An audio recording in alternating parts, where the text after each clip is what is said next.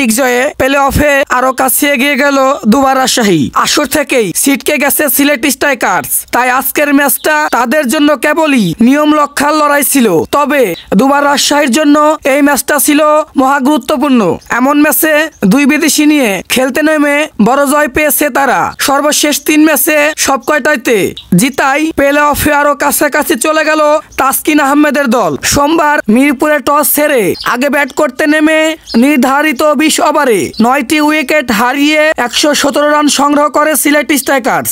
জবাবে খেলতে নেমে 16 ওভার 5 বলে 5 উইকেট হারিয়ে জয়ের বন্দরে পৌঁছে যায় রাজশাহী।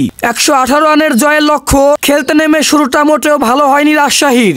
22 রান তুলতেই টপ অর্ডারের 4 ব্যাটারকে হারায় দুবার রাজশাহী। ইনিংসের প্রথম ওভারেই ফেরেন সাব্বির হোসেন। 5 বল খেলে ডাক খেয়েছেন তিনি। 3-এ নেমে ডাক পেয়েছেন এনামুল হক বিজয়ও, আর ইয়াসির আলীর ব্যাট থেকে এসেছে 2 রান। টপ অর্ডারের ব্যর্থতার দিনে দলের হাল ধরেন রায়ান বাল ও আকবর আলী। 43 রান করে আকবর আউট হলে ভাঙে 75 রানের পঞ্চম উইকেটের জুটি। তবে ততক্ষণে জয়ের কাছাকাছি চলে যায় দুবার রাজশাহী।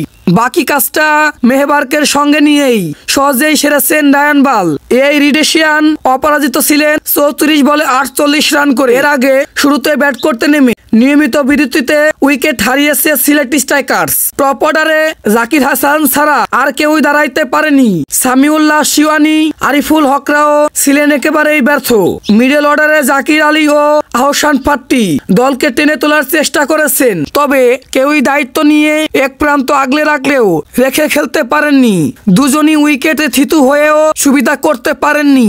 জাকিরের ব্যাট থেকে এসেছে 17 রান, আর ফাট্টি করেছেন 25। শেষ দিকে সুমন খান 11 বলে 20 রান। ইনিংস খেললে কোন রকমে 100 পার হয় সিলেট স্ট্রাইকার্সের।